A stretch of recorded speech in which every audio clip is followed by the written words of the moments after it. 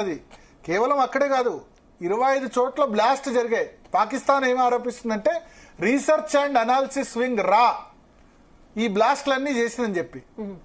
So మనకేం సంబంధం ఆ బ్లాస్ట్లకి? అంటే మీరు ఒక్కళ్ళే బ్లాస్ట్ చేయగలరా? పాకిస్తాన్ ఒక్కటే ఈ మనం టెర్రరిజం ఉగ్రవాదం చేయాలంటే మనం చేయరాదా? వాళ్ళు ఆ విధంగా దొంగచాటు దెబ్బలు వచ్చి ఒకరిని ఎవడో పని మహిళల్ని లేకపోతే వాళ్ళు ఉన్న వాళ్ళని ప్రయాణికుల్ని టూరిస్టులు చంపడం మనకు రాదా?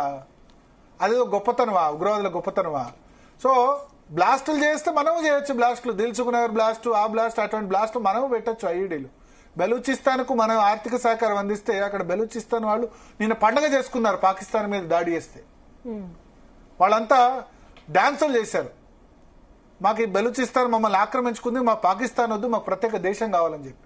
మనం ఆయుధాలు ఇస్తే వాళ్ళు ఈజీగా బంగ్లాదేశ్ విడిపోయినట్టు బెలూచిస్తాన్ కూడా విడిపోద్ది పాకిస్తాన్తో. ఎందుకులే అని మనం ఊరుకున్న కొద్దీ మన నిశ్శబ్దాన్ని వాళ్ళు ఆ విధంగా దాన్ని లైట్గా తీసుకొని చేయడం వల్ల ఇటువంటి ఇష్యూస్ వస్తున్నాయి. సో ఇప్పుడు నేను చెప్పినట్టు మౌలానా మసూద్ అజార్ సోదరుడు అబ్దుల్ రహూఫ్ ఆజాద్ చనిపోయారు. 14 మంది చనిపోయిన పరిస్థితి. తర్వాత ముఖ్తియార్ మహమ్మద్ అని లష్కరే తోయిబా ఉగ్రవాద సంస్థ కమాండర్ కూడా చనిపోయాడు.